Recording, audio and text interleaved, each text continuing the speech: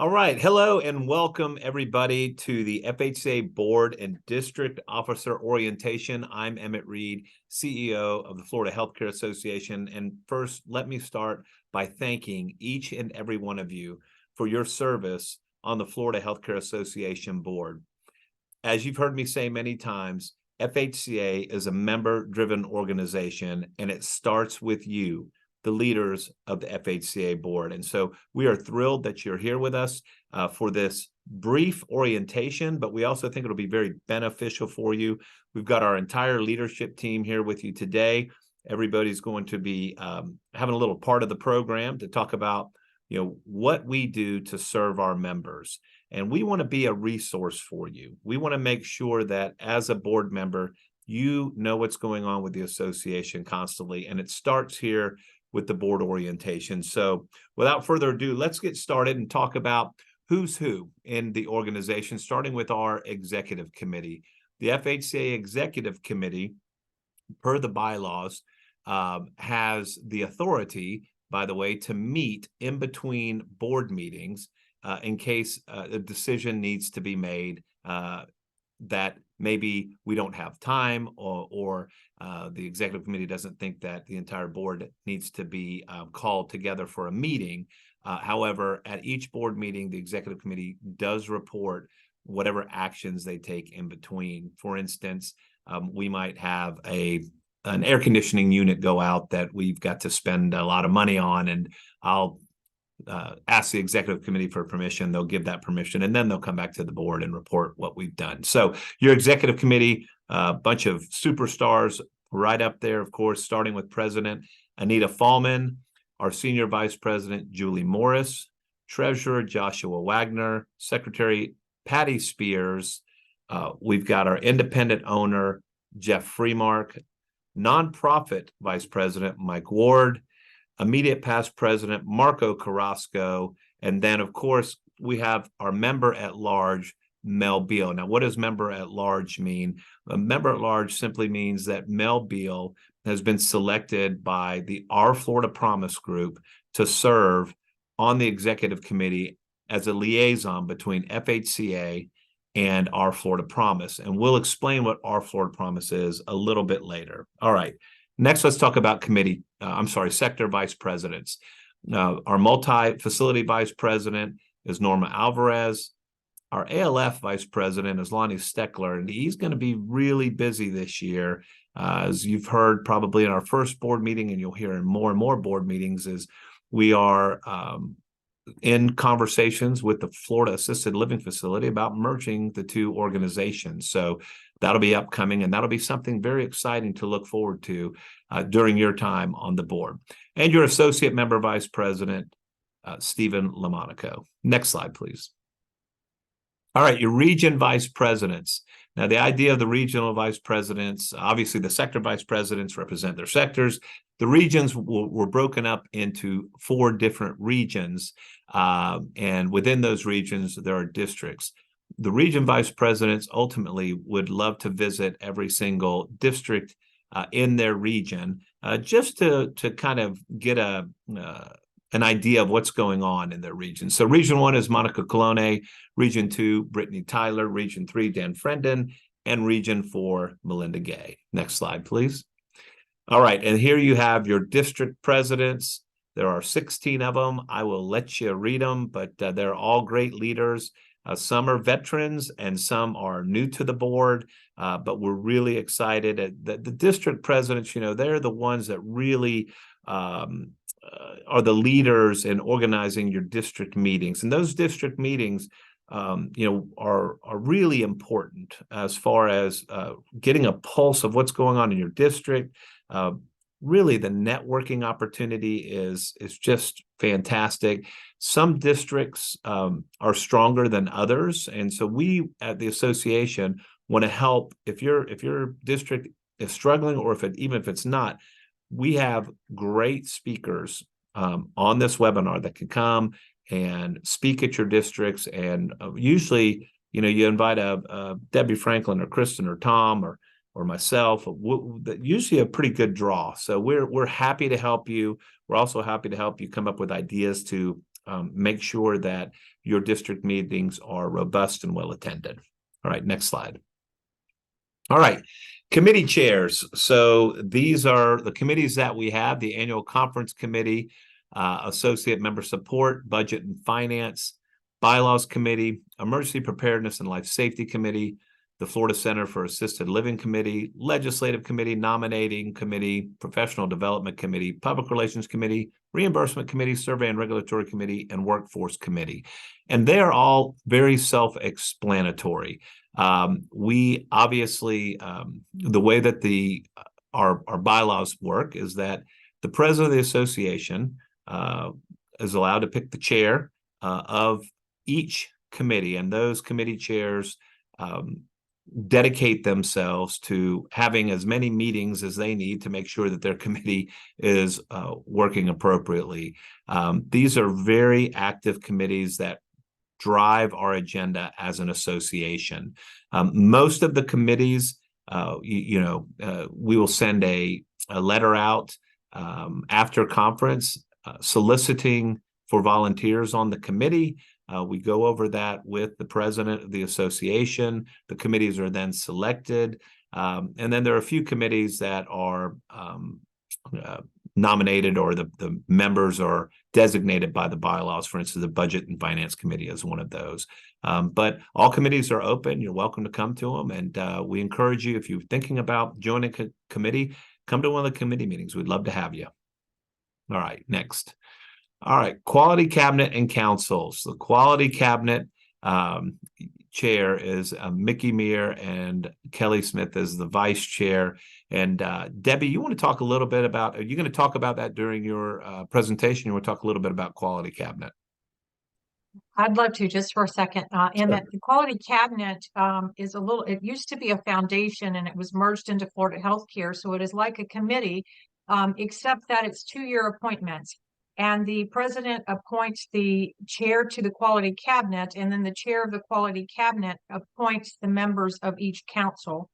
The councils are stood up as needed by the quality cabinet, working on the quality goals. So the quality cabinet and councils work a little differently than the normal committees. So if you're interested in serving on the cabinet or one of the councils, just don't hesitate to call me. We work on 2-year quality goals, and each council works on those goals. Awesome. Thanks, Debbie. All right, next slide. Okay, I spoke earlier about our Florida Promise and our political action and our grassroots advocacy, and we really have several arms that handle that. We have the Our Florida Promise group and the Florida Healthcare PAC. And so here I'm going to just spend a little bit of time explaining both organizations and some of the newer changes that are happening among them. So first and foremost, let's start with, what is Our Florida Promise? Our Florida Promise is a political action committee. It's a group of primarily nursing home owners that get together and set the political agenda really for the association as far as the big ticket items go, as the best I can explain it, whether it's tort reform or reimbursement, things of that nature. The Our Florida Promise group is heavily involved in that. Our Florida Promise was, I guess the idea blossomed about 15, 16 years ago. And it was really out of the owner's desire to have more of a say in what the association was doing from a political aspect of things. And so really kind of what was happening before our Florida Promise was, we have our FHCA board, which is primarily nursing home administrators, and they're setting the agenda for the association, and they're talking about conference. They're talking about what kind of networking events they want, what kind of education they need, what kind of regulatory problems that they're having. And the owner said, hey, we want a voice in what we're doing legislatively. So Our Florida Promise was formed. They last week, I know that this is recorded, but just last week from when this was recorded, the Our Florida Promise group met down in South Florida. They met with the leadership of the House, the leadership of the Senate. They had fundraisers, and they were building relationships with those lawmakers down there.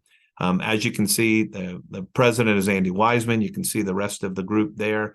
They're very active. I'm sure that many of you know those names up there, but it's a very active group that does about $1 million in political contributions a year. A political cycle is 2 years, so we do about $2 million a cycle. That puts us up there as one of the larger groups that give, but by no means are we close to the largest. If you look at someone like the trial bar, they're probably giving 3 times as much politically as we are. But for a focused, smaller association, in the fact that when I say smaller, 700 nursing homes as opposed to thousands and thousands of trial attorneys, now we're doing pretty good. All right, so next. Oh, before I talk about the consultants, let's back up one, please, if we can. So before I talk about the consultants, I wanted to talk about the FHCA PAC, because that is where you come in. That is where we collect political dollars that will go to candidates. And this is because we believe that everybody that's a part of this organization should be involved politically, and that includes through political giving. But instead of writing a $10,000 check or a $20,000 check like we asked from the Our Florida Promise group, this is a group more designed for individuals, nurses, CNAs, administrators. No amount is too small. If you want to give $25 to help the cause, that's great. If you want to give $500, that's great too. You see, we also have the auction that benefited the PAC at conference, things of that nature. And those dollars are used for the smaller giving checks.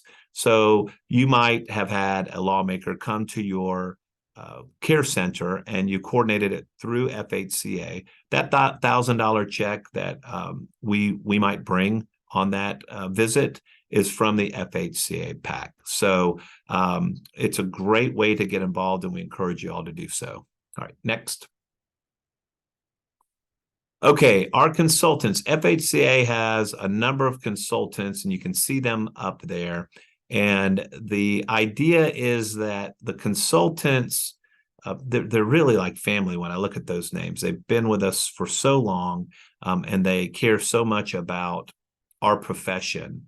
And the reason that we have them listed as our consultants is because they're available to you for general questions without charging you.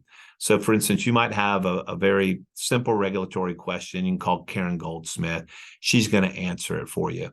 Now, if you have a major issue that's going to require a lot of their time, obviously they're going to discuss, a payment process with you. But really, it's a great resource for you to have. If you just have a simple question, need to pick up the phone and make a call. Let's just say you got an HR question. A labor relations consultant is Mike Miller. Give Mike a call. He'll help you as best you can. And then if you get into a bind where you've got a bigger issue, you might consider hiring one of these consultants. Okay, so as you know, we have a national affiliate support through the American Healthcare Association and the National Center for Assisted Living. And we are very involved, not only as staff in many of their committees, and I'm on an executive committee for the state execs up there. Alex Tarantev is a member at large for the American Healthcare Board of Governors. But if you look, you can see the FHCA staff member committee involvement and all the committees that we're involved in and the support that they offer us. If this is something that you're interested in, please call me. We like to have a national presence for many reasons. And by the way, the Florida Healthcare Association might be their largest affiliate member of the American Healthcare NCAL at this point. If not, we're right up there. So, we're sending a lot of dues dollars up to the American Healthcare Association, over $1 million a year. to be a member. So we want to make sure that we are active and that we have a voice in that organization. And they're doing great things up at Washington, D.C. For instance, they will have their legislative briefing in the summer, which we encourage our members to go to. Great time to get up there. They've mimicked what the Florida Healthcare Association does, and kind of like our Lobby Wednesdays, they have visits set up that we will go and charge the Hill at Capitol Hill in DC and talk to our lawmakers about the issues that are important to us. All right, next.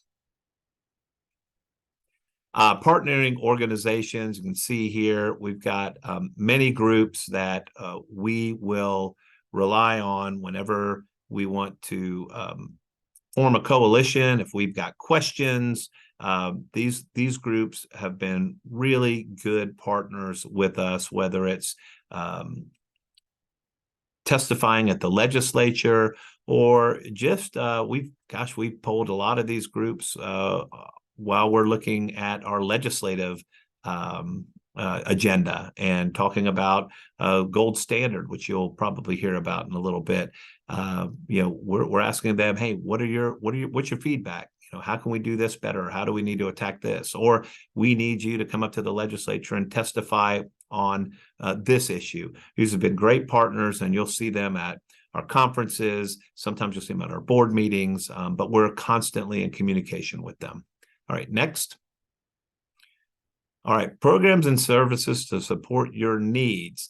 The FHCA Service Corps Preferred Partners, you've got 3 groups there. And I'll just give you a little history on this, and then I'll ask Tom Parker to kind of walk us through the details of the Service Corps. The Service Corps, the idea of the Service Corps is multifold.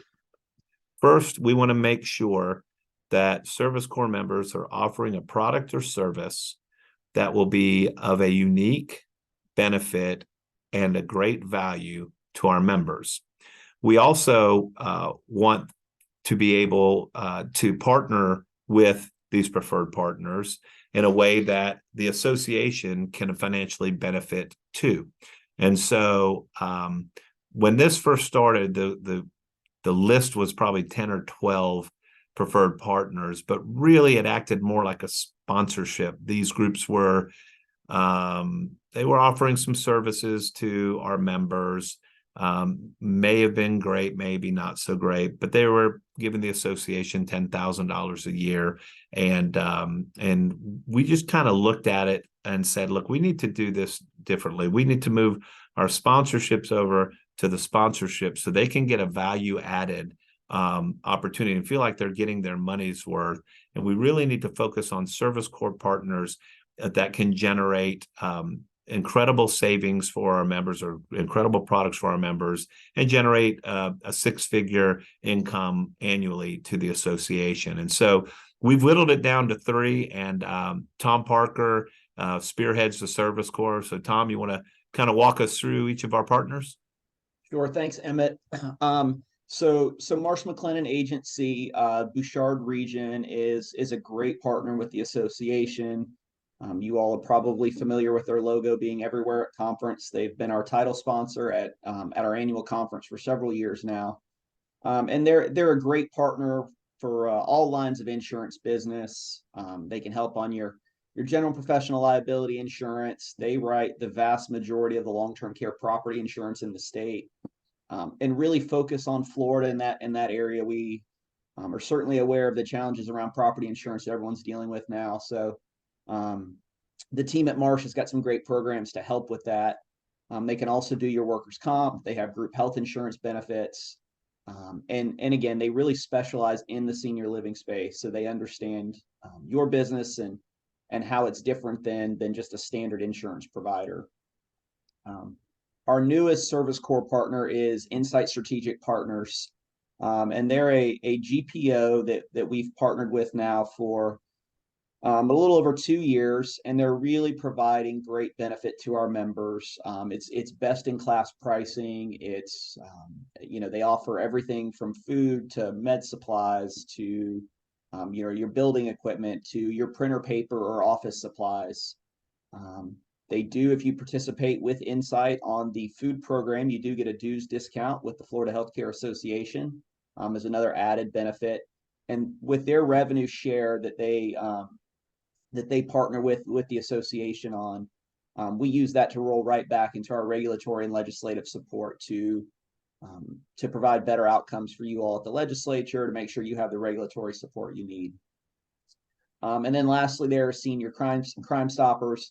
Obviously, it's a great tool if you've got residents that you feel are being taken advantage of. They're there to help on those issues. And we're always looking for new Service Corps partners. Emmett kind of outlined what we're looking for there. Probably once a month, I talk to somebody, but we're really trying to make sure that we put people in the right place here who are going to offer great value to our members, who are going to help support the initiatives of the association, and really drive value to our members. Awesome. Thanks, Tom. I appreciate that. All right. Now, gosh, do we even need this slide? I think most of you are Florida leaders that are on this orientation, but the Florida Leaders was the brainchild of Kristen Knapp many years ago. I call it her Job Security Committee because pretty much everybody loves this program. It is really first class, and many of you know this that have gone through it, but I just can't say enough about this program and what it's done to develop not only our association, but in particular our board. So Kristen, you want to talk a little bit about Florida Leaders? Sure. So for those who haven't participated, as Emmett mentioned, it really is a great opportunity if you're interested in being more involved in the association, whether at the district level. Many of our district officers are Florida Leaders alumni, and of course, our board members, including our past and current president, have gone through the program. But it really is a personal and professional leadership training. Over 2 days, folks come to Tallahassee when we focus on a lot of different topics, from workforce and leading your team to quality and making sure you're incorporating quality into your leadership, effective communications and advocacy, and really as well, personal leadership, making sure you're taking time for yourself so you can really thrive as a leader. The application or the nomination process, our individuals are selected by a committee of past alumni who've gone through the program. And so folks are nominated to participate, whether that's by a board member or a Florida Leader alumni. Those typically open right after conference, the nomination process, and then we close that around the middle of September because the program is traditionally in November.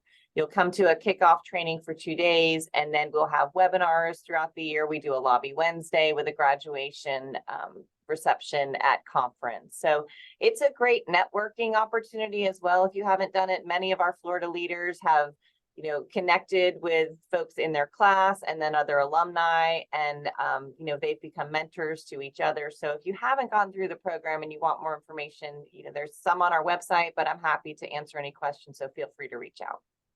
Awesome. Thank you, Kristen. Okay. And another incredible program we have is the Florida Healthcare Association Executive Nurse Leadership Academy. Again, this one probably percolated up from our members, but the Debbie Franklin really took the bull by the horns on this one whenever our members were expressing concern about DONs aging out and retiring and leaving the profession, and what are we going to do to fill those slots. And so the Executive Nurse Leadership Academy was born through that. And Debbie, you want to talk a little bit about it? Absolutely. I love this program. Yes, our senior clinicians from the quality cabinet made note. They read some data that over 60% of our leadership in nursing were baby boomers. And so we realized we needed to fast track, and we did a proposal to the board. The board approved a budget to do this annual program. It starts, our next class is coming up, as you will see, but right after nurse leadership every year is when we open up the nominations. And the class is built for a brand new leadership, someone that is on the career path, maybe an ADON, a house supervisor, someone that has those leadership traits and you think that they would be a great director of nursing or to move up the chain. That's who you need to nominate for these positions. We bring them to Tallahassee. It is, just pour just a tremendous amount of knowledge into them. They're meeting the rest of the nurses, and then it's a year-long program that we do monthly calls, quarterly webinars. They work on a project together, and then we have the great graduation in conjunction with the nurse leadership program. We have watched and continue to keep up with our in-the classes from the very beginning. And there are DONs, regionals, a few of them that from the first class are CNOs now. And so we hear back from the administrators and the companies that it was just a shot in the arm to these candidates that go through the program, that it just boosted them, their knowledge and confidence to continue moving up. And so the program's doing what it's supposed to do, is growing that new executive nurse leaders for our profession. So watch your nurses and get the word out for the districts to watch their nurses, because the candidate selection will open up the applications right after nurse leadership in May, early June. Thank you, Emmett. Awesome, Debbie. It's a great program. We love it. All right, next slide, please. Emergency preparedness. This we just got to do this in the last hurricane, and we seem to be doing it every year. But as you all know, the Emergency Preparedness Committee really is so important for the potential disasters that we have, especially hurricanes, especially COVID-19 when it happened. This committee was activated, and it really has become such a big part of the association. I've been here 15 years, and from the time I started, and to watch the evolution of this committee is just something else. And I see it says I'm one of the leads up there, but really Tom Parker is the logistic lead during the hurricane, and and Debbie and Kristen are so involved, Claire and Paige also, but also, it's kind of an all hands on deck. Whenever we need to call down to nursing homes during a hurricane, for instance, that our entire team here at FHCA will get on the phone and make calls. And as you remember, in COVID-19, I think everybody in long-term care knows the Florida Healthcare Association, because we hosted over 500 calls. We hosted those at the urging of the Agency for Healthcare Administration. And I'm pretty sure every single person in long-term care, and probably hospitals too, know Kristen Knapp's voice, because she really guided us through all of that. But Tom, you got anything you want to mention about the emergency preparedness? I would just take the opportunity to remind everybody, well, at least today, there's not a hurricane bearing down on the state. Go into HFRS, make sure you have access now, make sure you can input your data when the storm happens. If you get in a situation when you're not able to get in during the storm, obviously we're here to help, but prepare when the sun's shining. Great comments. Thanks, Tom. All right, next. Member employee scholarships. Really, these next three slides, Kristen, why don't you kind of talk about these, because you're really spearheading them. Sure. Thanks, Emmett. So we have a foundation, the Florida Healthcare Education and Development Foundation. It's our 501c3. We raise money for it through the golf tournament, and we've also got donors like Alliant Health has contributed, and other individuals to help us with developing a scholarship program that's been around for many years. There's two scholarships that we offer: the Bruce Taylor Scholarship, which is designed to support your employees who are looking to pursue advanced nursing degrees, LPN, RN, the Bridge program. And then our second is the Career Climb Scholarship, which is really focused on those who are not in the nursing discipline, but maybe they're looking to become a certified dietary manager. Maybe they want to advance into long-term care administration, or Recently, we had therapists, rehab assistants who applied for the scholarship. So any individual who's wanting to continue their career in long-term care, but not focused in the nursing area. These are scholarships are awarded to FHCA member center employees. So it is a focus on the Florida Healthcare Association membership, a benefit to you. We have 2 cycles, April and August. So then we just wrapped up the August cycle. We'll be making those announcements soon. And then April 30th is the next deadline. Our website, FHCAfoundation.org, has all the information and the applications. And I will tell you, you need to encourage your employees to submit applications, because we get limited number of applications every year. And I think it's probably a secret that people don't necessarily know about. But it really is a great opportunity if you have employees who are looking to advance their career.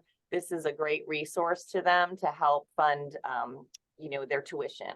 So the scholarship program, again, on the website. If you have any questions, of course, you can feel free to contact me.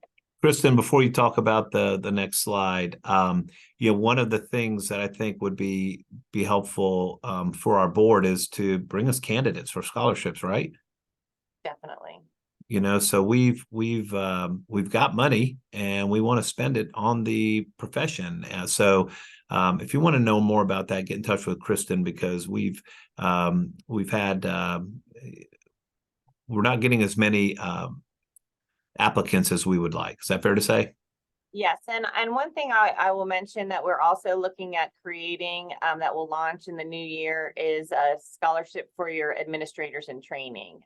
Debbie is the go-to resource for AITs, as the preceptors, and she's always making those connections when folks are looking to get placed. But oftentimes it's challenging for those individuals because some AIT positions may be unpaid.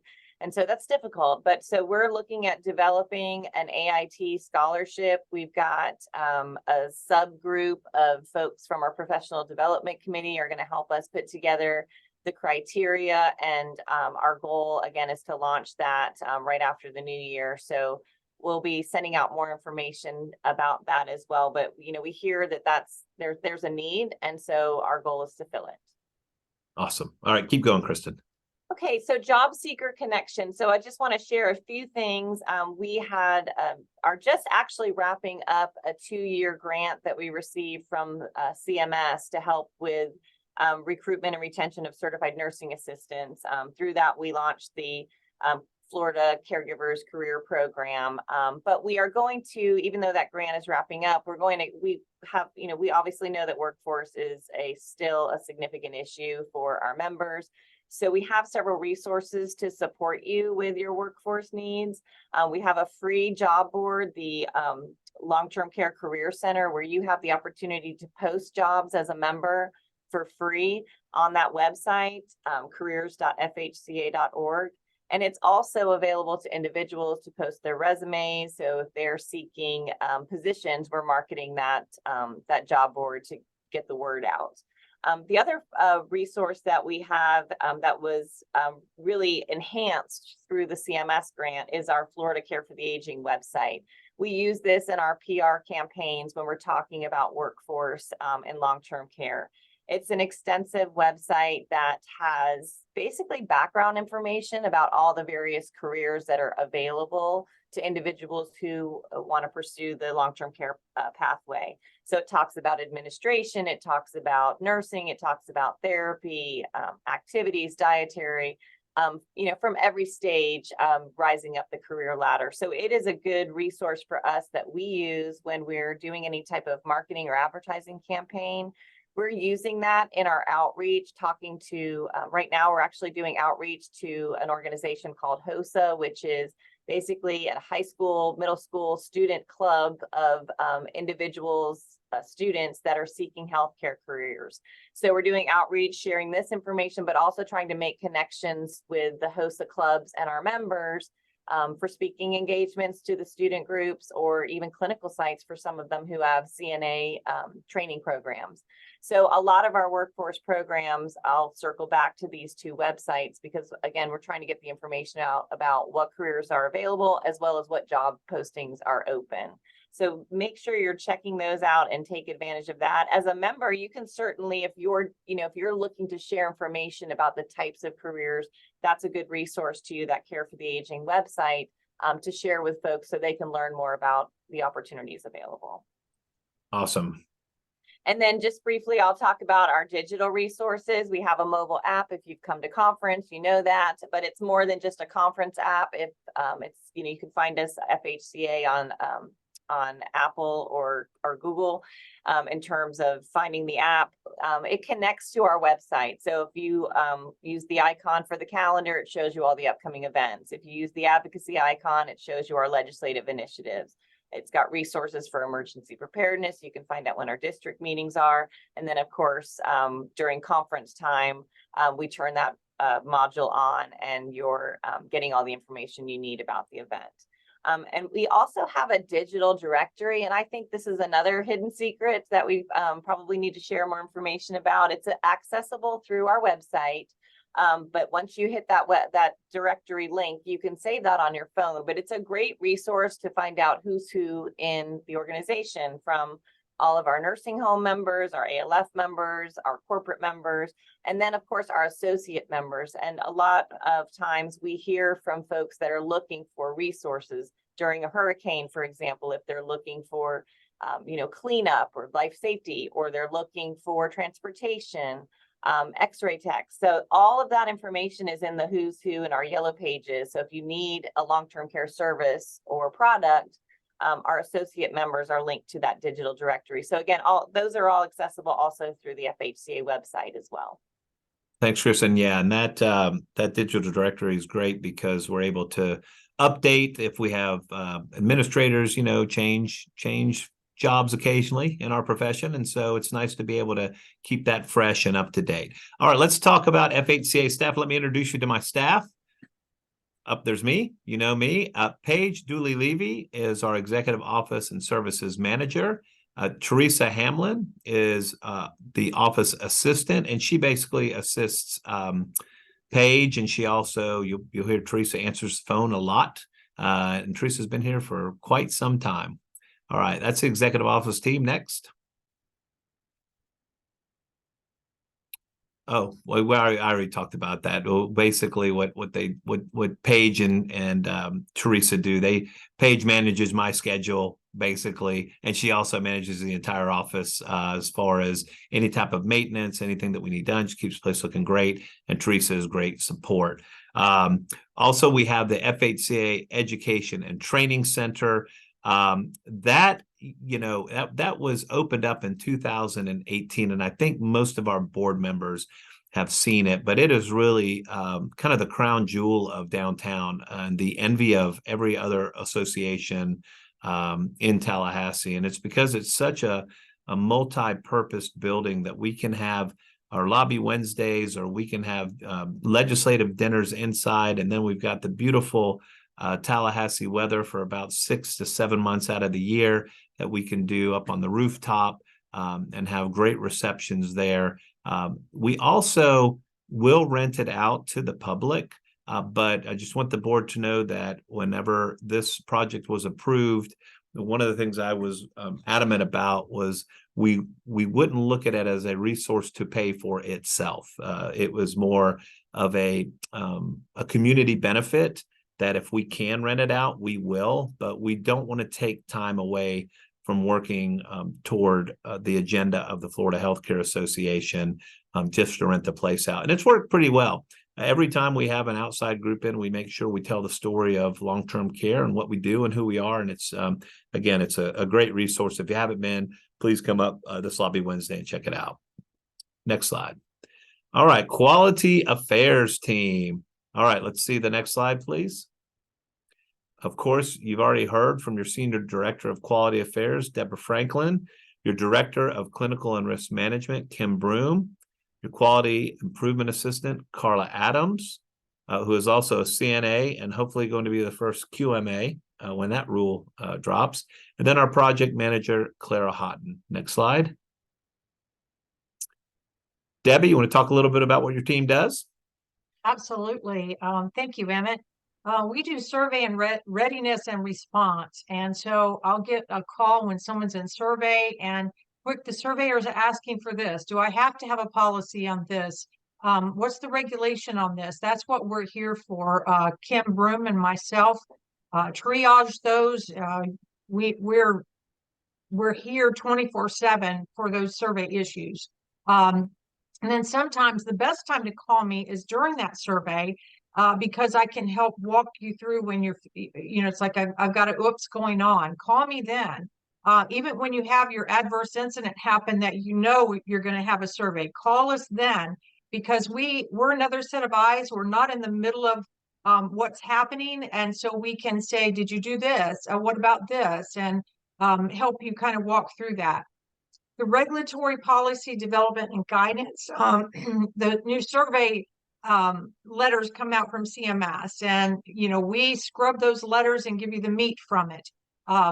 We make sure, just like when our phase 3 went in, that I did, I was on a statewide tour and along with our education to make sure you have the resources and all of the meat from all of that massive amount of regulations that came out. We have a survey and regulatory committee that we meet. We do the quarterly Zoom calls with Kim Smoke and all of her agency directors that we go over survey issues. Last week, I was working with a provider that had a rogue surveyor with some behavior issues. They shared the issues with me, and I'm working on that now. Education and program development. It's very important to me. After over 30 years on the provider side, that when we do education, it's spot on for the providers. It's the education you need. It's not fluff, it's meat. So when you know that you're taking money out of your budget to send someone to one of Florida Healthcare Association's education program, they're taking back meat and they're coming back more knowledgeable to improve quality in the facility. So we're constantly asking professional development. Are we hitting the mark? Is there something else you need? Do some of your auxiliary team need education? We want to make sure that the education is spot on. And so we'd love to hear from you, district presidents, all of our officers. We're hearing this in our district, and we think we need some additional training on this. Pass that on to us. And then the quality awards are very near and dear to my heart, because I recognize the Baldrige criteria program will teach everybody that is working on in the facility truly about quality, the whole big picture about quality. And so many people that have worked on the awards, they've went through the awards, you constantly hear the saying that it's not about the awards you get, it's about the journey and how much it transformed their thinking into looking at the big picture for quality. And so I'm excited that the quality team works on these national quality awards. We promote them, we help educate on them, we try and be the resource of everything that you need to be successful in the awards. And then if it's not just about getting the award for the reason of the quality, then it also, the silver and the bronze is tied to our Medicaid reimbursement that can also help you get better reimbursement for that care that you give. Awesome. Thanks, Debbie. All right, the next slide talks about those councils and committees that you mentioned, many of them, but you can take a look there. The Senior Clinicians Council, just an amazing opportunity. If you've got a question that you want a confidential answer to, you can just send it to Debbie. She won't tell the senior clinicians who the question is from. She puts it out there, gives you a quick consult, gives you a quick answer from the experts, risk compliance, performance excellence, and infection prevention. Debbie, you touched on some of those. Is there any others you'd like to say something about? Yes, infection prevention is a brand new council because we have brand new requirements that you have infection preventionists in your facilities. So if your infection preventionist is not hooked up in this, I would advise you shoot me an email and let me get them signed up. The resources that we're giving them, AC Burke is the chair, Kim Broom staffs that. It is just to help them be better for your facility. So that's a brand new council. And if they're not on the council, make sure you get an email to me, spread that in your district. So we want to be able to get all the infection preventionists in this council. Awesome. Thanks, Debbie. All right, next slide. Anything, I think we covered most of those. Can we go on to the next slide? All right, Florida Center for Assisted Living Committee. Obviously, that's Lonnie Steckler. It was the chair of that, and we have we bounce between 70 and 100 ALF members for the last 15 years, and the board, as many of you know, has decided to try to figure out a way to pursue getting more ALF members, with the belief that ALFs and SNFs working together can provide synergy for each other as a profession, can help each other legislatively. And we just see that those two professions are growing closer and closer together. In some instances, we say some nursing homes are like hospitals used to be, and some ALFs are like nursing homes used to be. And really, the board is pursuing the merger with the Florida Assisted Living Association because we do believe that we'll be stronger together, that we'll be able to accomplish more together for the continuum of care, that we'll be able to communicate better with the legislature about the needs of the long-term care community. So right now it's a small group, but in a matter of 6 months to a year, it could be much larger. FALA has, I think, around 400 or 500 members. And so, like I said, we're taking a very methodical approach to looking seriously at that merger. All right, next slide. Government Affairs, Policy, and Reimbursement Team. There he is, Tom Parker, the man, the myth, the legend, Senior Director of Policy and Reimbursement, and his all-star team, Susan Anderson, Director of Regulatory Affairs, Rebecca Bush, Government Affairs Coordinator, and Coco Akano, Quality Improvement Research Analyst. Next slide. Tom, you want to touch on some of what your team is doing? I know you're going to talk in a little bit, but I feel like you ought to be the one addressing this, since you're in charge of the internal lobbying operations. And before you do that, it might be helpful for everyone for me to explain kind of how our lobby team is designed and how it works. We have an internal lobby team and an external lobby team. The internal lobby team, we have registered lobbyists. I'm one of them. Tom is in charge of the internal team. He's a registered lobbyist. I believe Becky registered? Becky's registered as well. And Susan Anderson is also a registered lobbyist. And so it's a pretty substantial team internally. And then externally, we've got about 5 lobby teams that we contract with, and these are lobby firms. So it's not just one lobbyist that we've contracted with. It's a lobby firm where you could have access to anywhere from 1 to 5 additional lobbyists, depending on what we need at that time. So, Tom, I hope I did a good job of explaining that, and I'll turn it over to you to talk about the government affairs team and what you do. Yeah, thanks, Emmett. You summarized it pretty well. So, we work closely with our members through the legislative committee, through the board of directors, through our Florida Promise, to really set our legislative agenda, kind of going into session. And that's really kind of become almost a year-round effort here in Florida. We do have a part-time legislature who only meets for 60 days officially in legislative session for 2024. That's going to start in January and wrap up in March. But we're in the middle of committee weeks now. And then we spend most of the time when they're not actually in session working with lawmakers in their districts, meeting with them, bringing them into our district meetings to really make sure that they're understanding long-term care issues year-round. Obviously during the committee weeks and legislative session when they're here in town, we're at the Capitol all the time. Kristen on social media is always putting our issues out there. We bring Debbie in when we need that operations experience, bring our members to town often to talk to lawmakers. We work with the congressional delegation. There's been obviously a big push right now with the proposed federal staffing mandate to really make sure that members of the Florida congressional delegation in DC really understand the impacts that rule would have on the profession in Florida.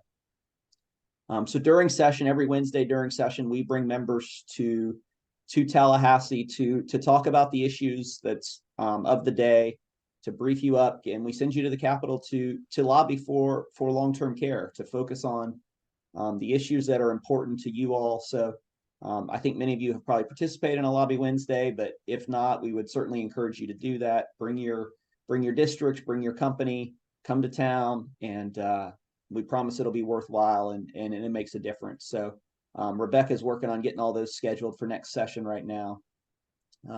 So I mentioned we also like to do facility tours during the off season. Our goal this year was to do 60 legislative tours. I think we're going to get really close to that. Rebecca's scheduling all of those right now over the next few months. So if you'd like to host a lawmaker in your building, reach out to us. Let's get that scheduled. We'll normally one member of the team here will join in that. And it's a chance for the lawmakers to be back in the district and to really understand what you all do every day in your buildings, which is incredibly important. Emmett mentioned our lobby team and our political contributions earlier. So we just make sure that all of those initiatives are aligned and we're working together on those things. Next slide, Kristen. So in addition to the legislative work, my department also handles a lot of reimbursement policy work. So if you've got questions on Medicaid or Medicare rates, you're trying to work through some of your budgets and understand what's changing with the Medicaid rates, if you're trying to understand your quality scores and how that impacts your rate, Debbie touched on that earlier, reach out to me. If you're having issues with your managed care companies, you're not getting paid timely or you're having billing issues, please don't hesitate to reach out. Would love to help with that. And then Susan Anderson has just been a tremendous resource. She joined the team a little over 2 years ago. Has a lot of regulatory experience, and she's been great, whether that's reviewing proposed rules and regulations, helping draft our comments, reviewing legislation, helping make sure that that anything that's going to be passed is in the best interest of the profession. Coco Akano on our team does a lot of our research and data. She can help you with your 5-star predictions. She does survey trending data that Debbie shares with some of her committees. We do a lot of workforce data. Obviously, that's a huge focus right now on everyone's mind. So making sure that we understand where all that's going. And then Coco is also a Baldrige Experienced Master Examiner. So if you want to talk about the quality awards programs that Debbie mentioned earlier, she's a great resource for that and can help with training and stuff on those issues.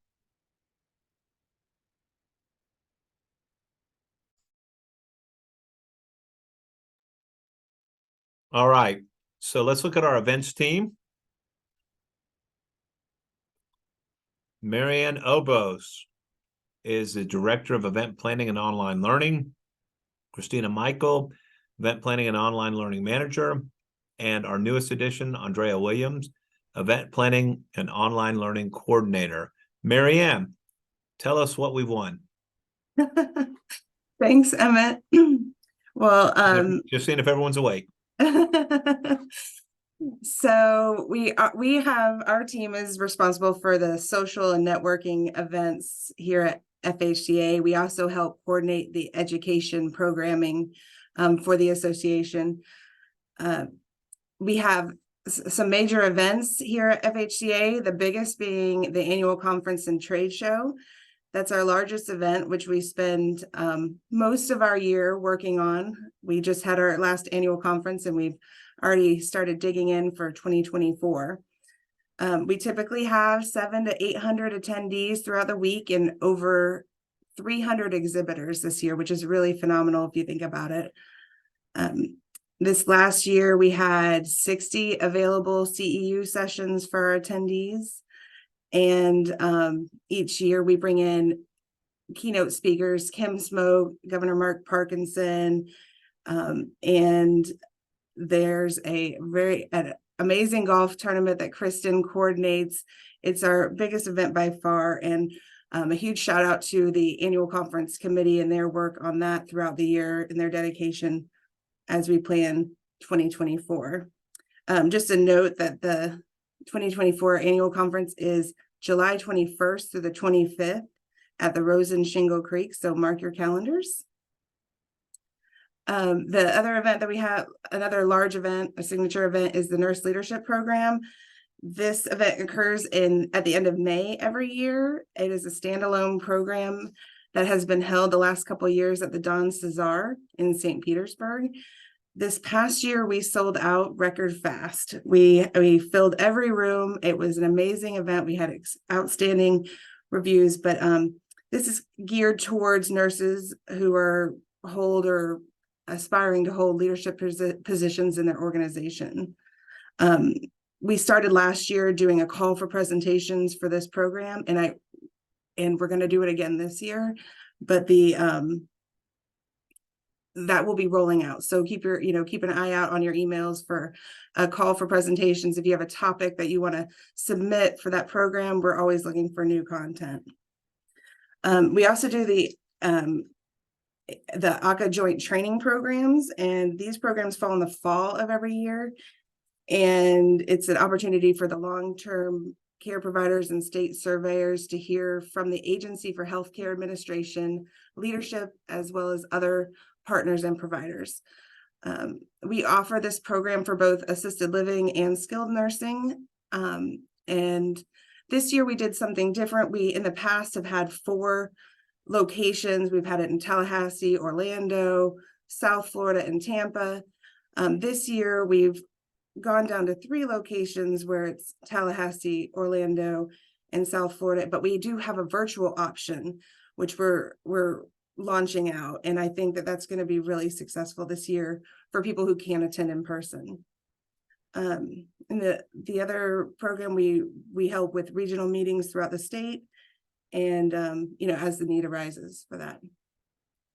Next slide. Okay. Other things that we help, you've heard we help with the logistics for specialty events such as Lobby Wednesday, board meetings, committee meetings, our Florida Promise meetings, and the Florida Leaders and the INLA program. And I will note that the upcoming board meeting is November 1st through the 3rd at the Omni Amelia Island. And if you haven't booked your room, do it now. We also have various courses online available for downloading, and we're adding more all the time. We're really focused on that this year. We're trying to record our live content to make that available to members that maybe can't attend in person. So we have webinars, which are our 1-hour programs that we offer almost monthly, and those are free hot topics that you can attend. We actually have one typically once a month.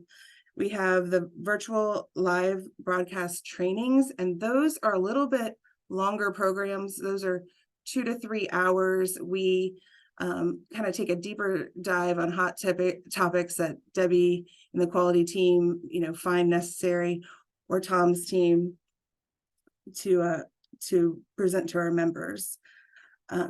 So always looking for more content for our online learning platform. We also have video courses such as preceptor refresher and human trafficking. We have ICD-10 on-demand training, infection prevention, trauma-informed care, and a bunch of curriculum training and study guides available on our website.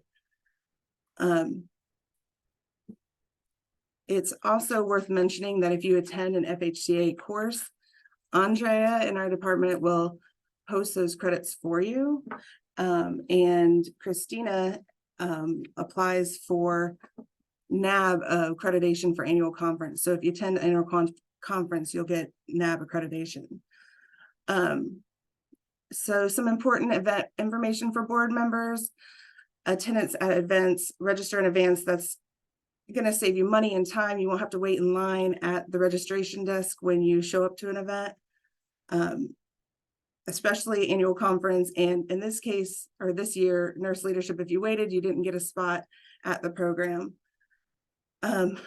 Book your room as soon as possible, and most importantly, before hotel cutoff dates.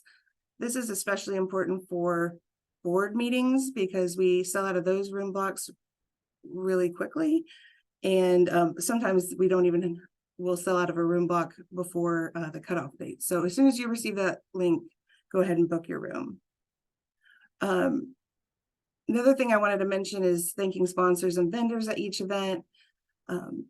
Almost all of our events are sponsored, and as Emmett mentioned before, we can't do a lot of these without them. So especially events like annual conference and nurse leadership. So if you see them, stop by their tables, see if there's any goods or services you can, get from them. Let's see.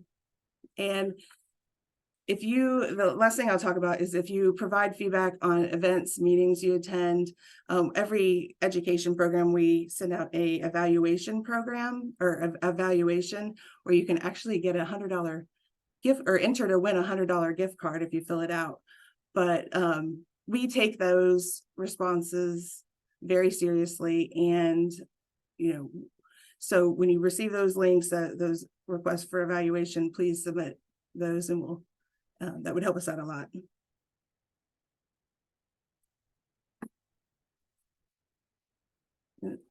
With that, I will turn it over to Kristen.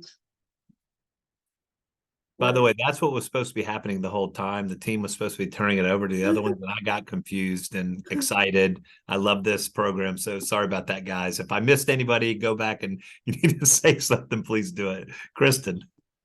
Okay, thanks, Emmett and Marianne. So I am going to first introduce my team.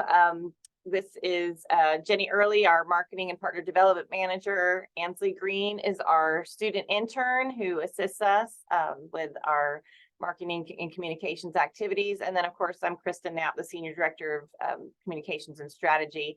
And we are responsible basically for making sure that you are informed and have all the information that you need. And I know that you all get my emails all the time.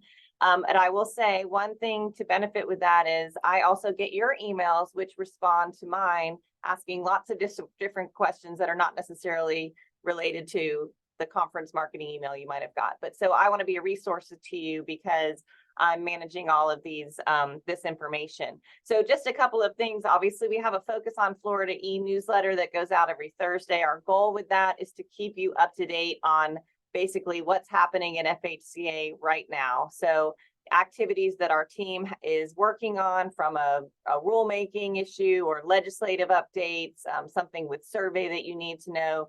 We have the Focus that goes out weekly. We also do member alerts regularly. I manage all of our websites. We have multiple websites, our conference website, our FHCA website, as well as our new long-term care quality dashboard.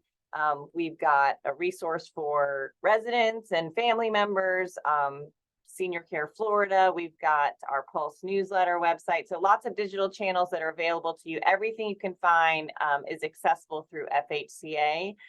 Some of those pages on our website are members only, so you need your FHCA portal login credentials, which Dawn's team assists with if you don't have that information. But if you haven't taken the time to dig into our website, I will tell you it is it's a tremendous resource. There's lots of great tips and tools, lots of access to the emergency preparedness section has your plan operations checklist, your hurricane checklist. It's got your resource for your action exercise for the, from CMS. Lots of great tips, information on reimbursement rates. So that's definitely a tool you want to take advantage of. Of course, we stage up all of our emergency preparedness sites during the hurricane. So we try to put all that information out to you in the alerts that we do and our disaster calls that Emmett mentioned. And then we manage all of our social media channels. So if you're not following us on Facebook, LinkedIn, Twitter, Flickr, YouTube, then I encourage you to do so. Just search up FHCA. Our team also manages our public awareness and member recognition programs. There's so many amazing things that you all do, and I'm always looking for opportunities to share it with the world. So Again, we've got several social media channels. So every time there is a recognition week or month, we're typically trying to find folks that we can highlight. National Nursing Assistants Week, we're recognizing your CNAs. We've got Careers in Aging in April. So we always look at recognizing several members just throughout the profession from different disciplines. We do our long-term care photo contest, which I love. Please continue to participate because those photos are awesome. That will launch in January. And then we have our awards program, our nurse awards that are presented during nurse leadership. And then we also have our long-term care achievement awards, which are presented during annual conference. So we'll send that information out to you. Those are usually in the spring when we launch the nomination process for that. But I encourage you to spread the word to get folks to either nominate them yourselves or encourage your districts to participate and nominate. The other thing that we're trying to do regularly, as I mentioned, during these recognition weeks or months is highlight your staff. So a couple weeks ago was National Assisted Living Week, and we sent out a message to all of our ALF members. Got some great responses, great photos, great things that your team members are doing. So if you have a social media handle, we're tagging your center. So it's a great way for you to get additional recognition as well for your center. So please make sure you're participating in these so that we can, tell everyone about the great things that you're doing. I also manage all of our media activity, talking to the press as our spokesperson, but also helping our members with training. I've come to several of your districts to do a media training and crisis communications training, and I'm happy to do that. If you need one-on-one media support, I'm also available if, just guidance, whether it's, how to respond, if to respond, whether it's on the phone through an interview or even just developing a draft holding statement, I can help with that. So please make sure if you're in a situation where you have the media contacting you and you need some resources and support, we're happy to help. And then of course we manage all of the media activity that we do during session, press conferences and whatnot as those are needed. Jenny Early on our team is our rock star sponsor development, working with our business partners, really helping them to make the most out of their membership. She sells our advertising for all of our digital channels and our print publications. She works with our AMSC Good Guys and our Associate Member Support Committee as that staff liaison to make sure we're also taking into consideration the interests of our business partners, what is most effective for them at the trade show or the tabletop expos at Nurse Leadership. And then, of course, our Executive Partners Club are those sponsors who are giving at or above $10,000. And as Marianne mentioned, you can typically see who those key sponsors are at conference in the trade show, for example. And we want to thank them because they really help us make our events just over the top than what we've seen. I've been here over 16 years, and so it's really amazing how much we've grown our trade show, how much we've grown our events, and a lot of that is the support of our business partners who are helping us to really excel with the support that they give us. So we've got a list of them on our website. Many of you probably do business with them or they come to your district. So if you ever have an opportunity, like Marianne mentioned, just be sure to thank them. With that, I'll turn it over to Dawn Segler in the membership department. Thank you, Kristen. Hi, I'm Dawn Segler. I am FHCA's CFO. I know most of the board members, but there are, members who are new to the board or new to district office who maybe I haven't met. I was able to meet some of you at annual conference. If you were at that event and were able to swing by the on-site registration desk, you may have had the opportunity to meet my two team members. Belinda Webb-Yarish is the FHCA accounting manager. In that role, she processes all of the association's daily financial transactions. Robin Erb works most directly with the two of us. She supports Belinda and I in our roles. And one of the key things that Robin does here at the association is that she maintains our membership database. And in that role, she's the person who sends member rosters to each of the districts every month. And on that note, I would encourage you at the district level that if you become aware of contact changes in your district, or if you are sending out district communications and you have emails that are returned undeliverable, if you'll just let Robin know about those changes, then she can research those and make those updates in our database. Next slide, please. So this first section here is going to pertain to all board members and seeking reimbursement for travel expenses to attend our FHCA board meetings.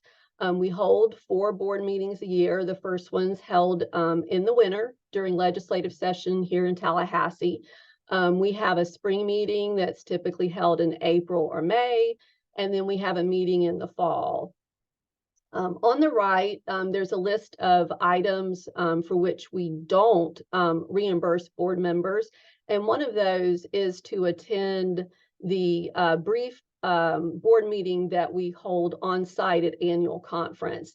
The reason for that is because that meeting is typically very short in duration. It's usually held to welcome our incoming board members and to thank and recognize our outgoing board members. And since we're assuming that you're already there on site at the event, we don't pay for your travel there. And then on the left-hand side, you can see that some of the things that we'll pay for included under round trip travel, depending on the distance that you have to travel to attend the board meeting. We can pay for airfare. If you prefer not to use your personal vehicle to travel in, we'll reimburse you for rental car expenses and gas purchases. If you do plan on taking your personal vehicle to the board meeting or use it to go to the board meeting, then we will reimburse you for your mileage to the board meeting. In terms of lodging, the typical format of our board meetings really only necessitate a one-night stay. There's a reception and there's a dinner held on the day of arrival, and the board meeting is held the next morning. Typically, the board meeting wraps up. I think the agenda usually has it lasting until 2 o'clock, but we typically get finished up around midday. And then that allows enough time in the afternoon for board members to return home. I would say the one exception to that standard format is that every other year we do have an extended board meeting. That's when the new president begins their term. However, since this is Anita's second term as president, this fall's board meeting will pretty much follow that standard format.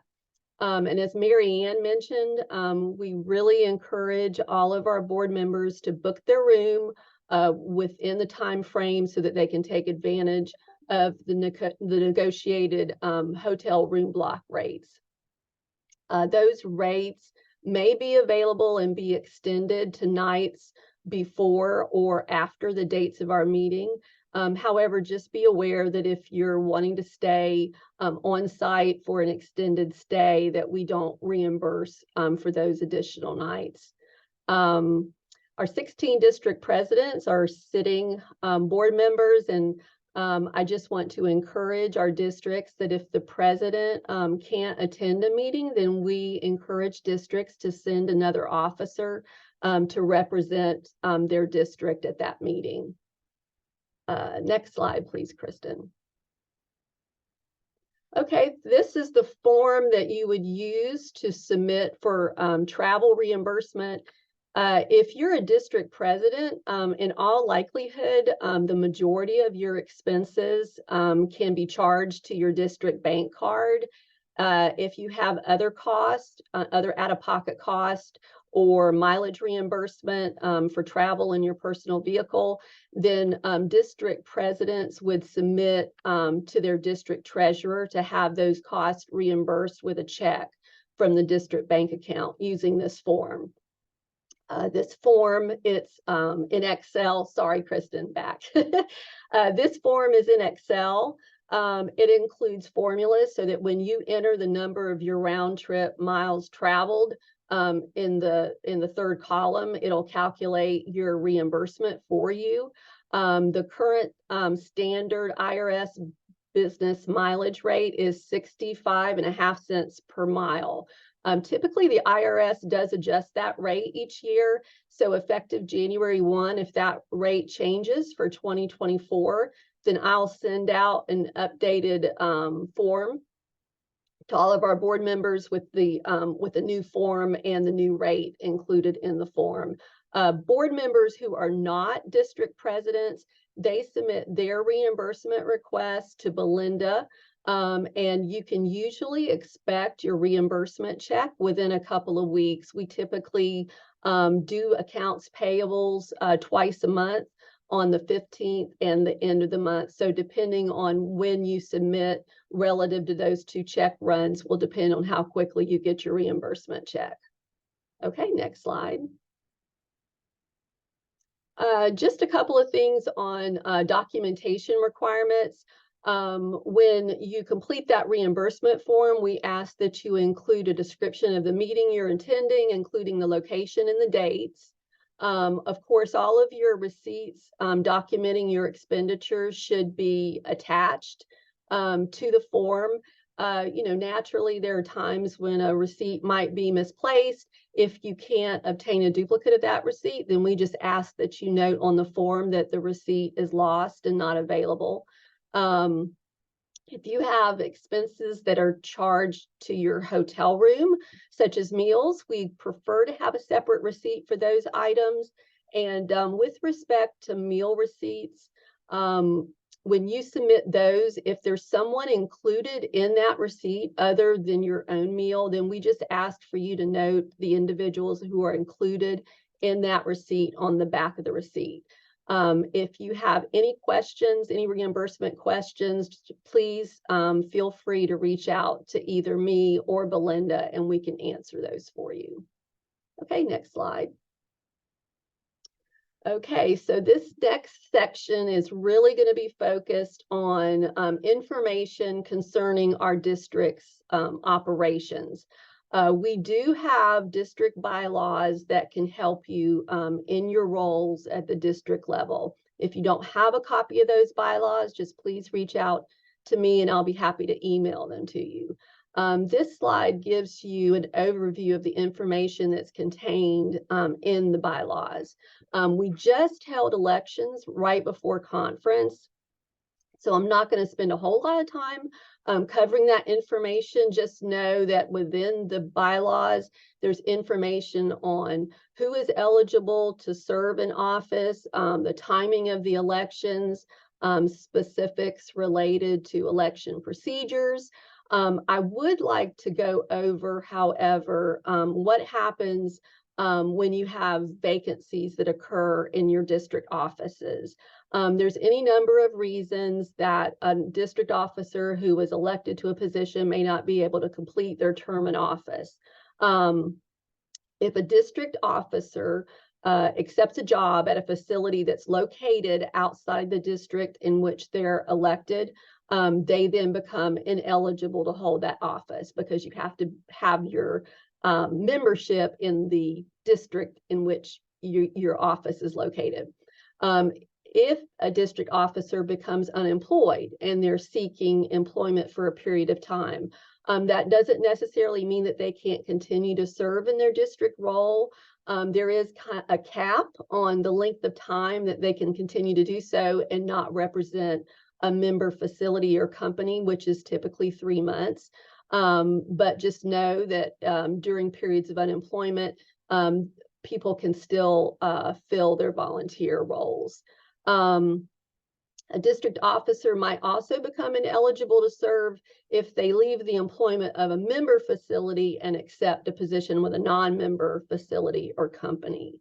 Most office vacancies are filled by holding a special election within the district. We've kind of gone with the advent of COVID, we've kind of gone to routinely holding our district elections using the SurveyMonkey polling platform.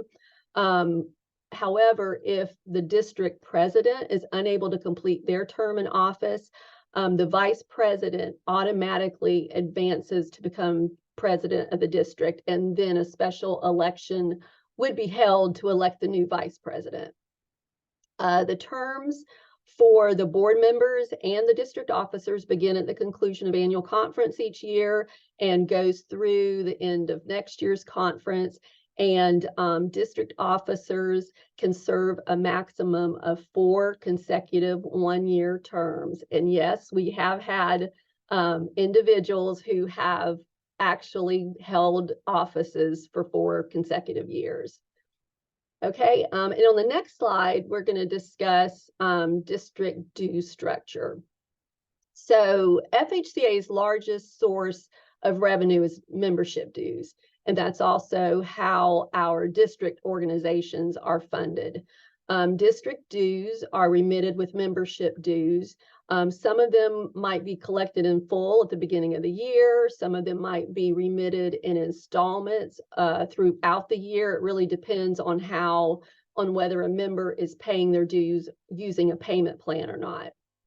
So each month, we calculate the amount of dues that we've collected on each district's behalf, and then that amount is deposited in the district's bank account the following month.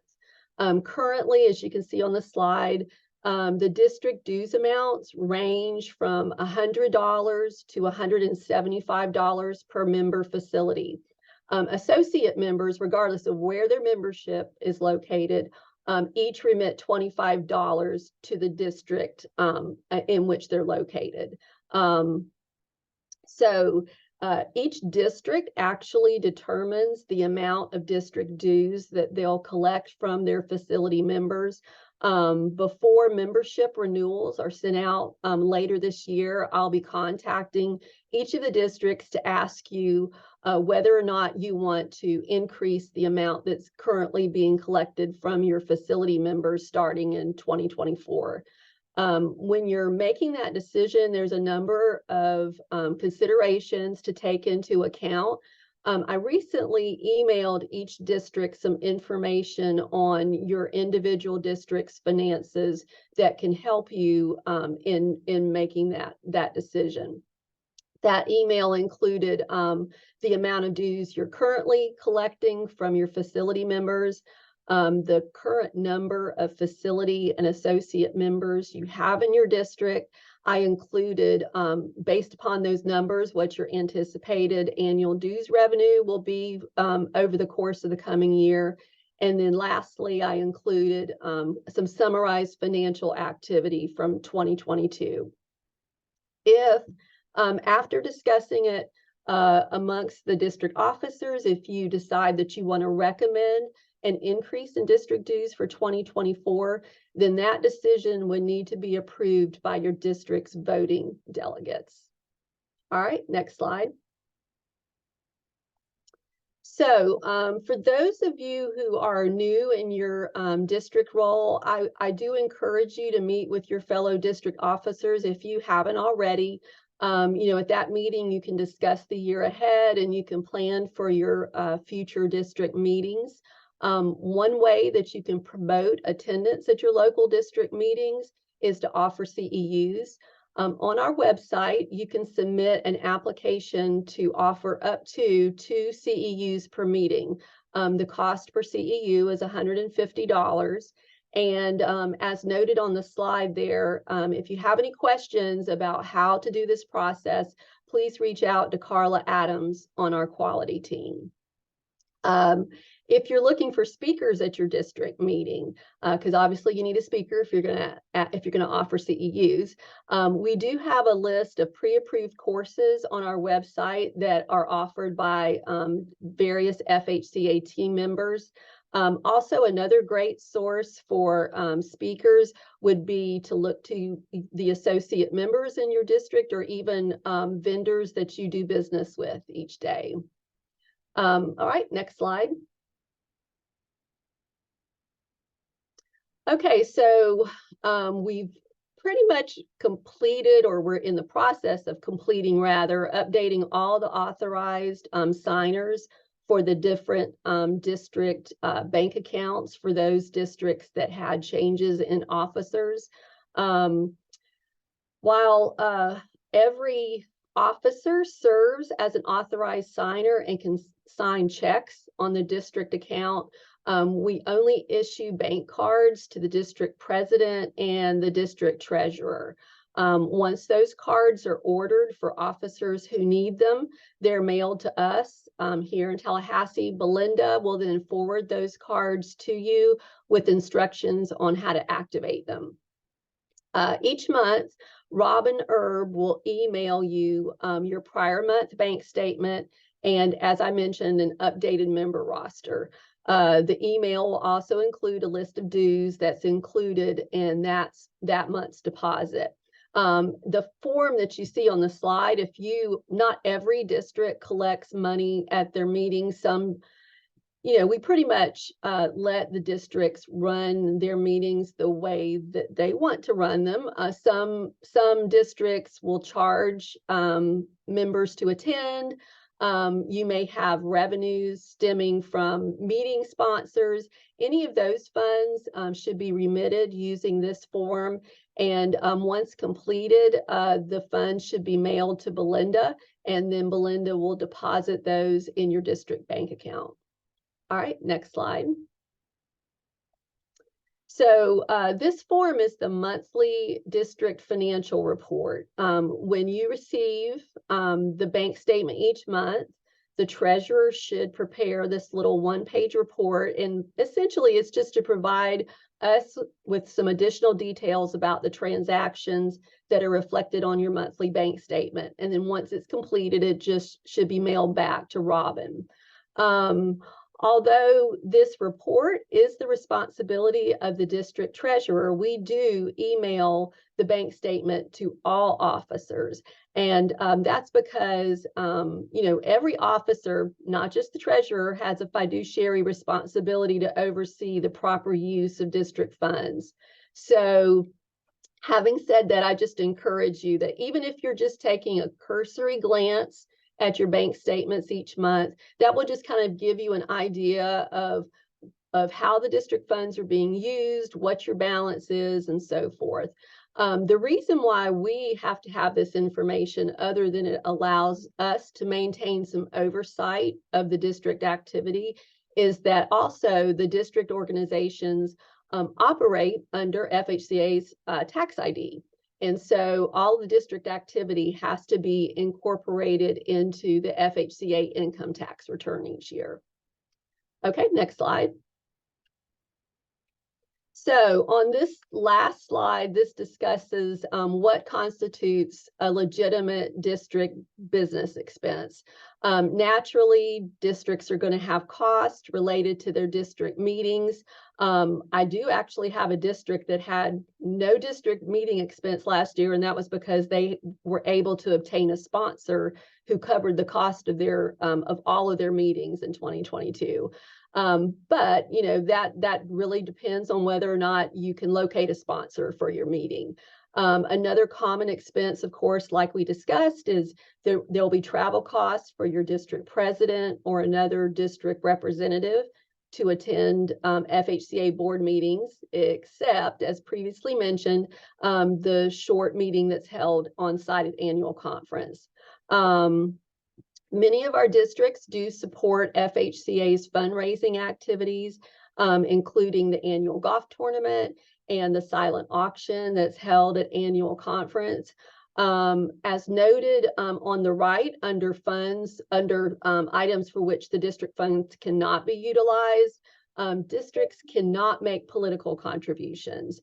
So although we do encourage our districts to support the silent auction in providing items for that event, anything that we raise that is from items donated by the districts, those amounts are used to fund the NFP fund. And what that is, it's an advocacy fund that helps to fund our grassroots efforts.